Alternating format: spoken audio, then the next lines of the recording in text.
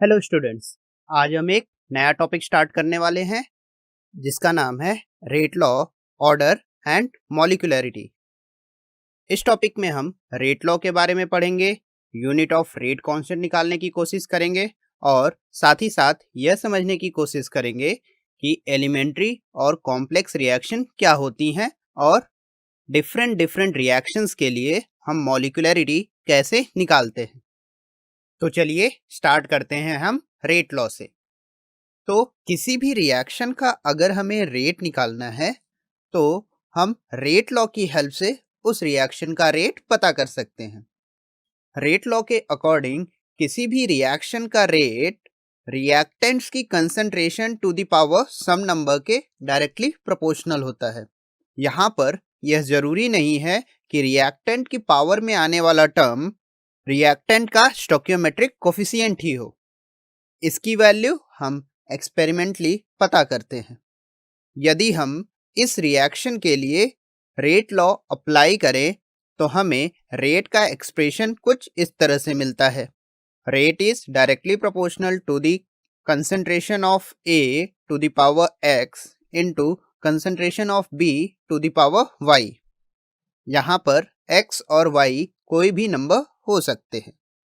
यदि इस एक्सप्रेशन से हम प्रोपोर्शनैलिटी साइन को हटाते हैं तो एक कांस्टेंट आता है। इस कांस्टेंट k को हम रेट कांस्टेंट कहते हैं।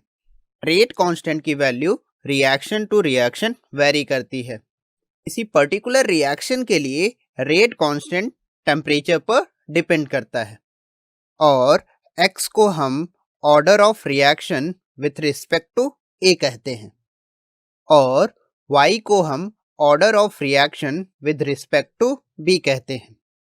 यदि हम x और y का सम ले ले जो कि इक्वल होता है n के, इसे हम ओवरऑल ऑर्डर ऑफ रिएक्शन कहते हैं। तो किसी भी रिएक्शन के लिए ऑर्डर की वैल्यू रेट लॉ के एक्सप्रेशन में रिएक्टेंट की कंसंट्रेशन पर आने वाली पावर्स के सम के इक्वल होता है। किसी भी रिएक्शन के ऑर्डर की वैल्यू हम केवल एक्सपेरिमेंटली बता सकते हैं। इसे हम थ्योरेटिकली या फिर बैलेंस्ड केमिकल इक्वेशन की हेल्प से नहीं बता सकते हैं। आई होप अब आप ऑर्डर ऑफ रिएक्शन को अच्छे से समझ गए होंगे।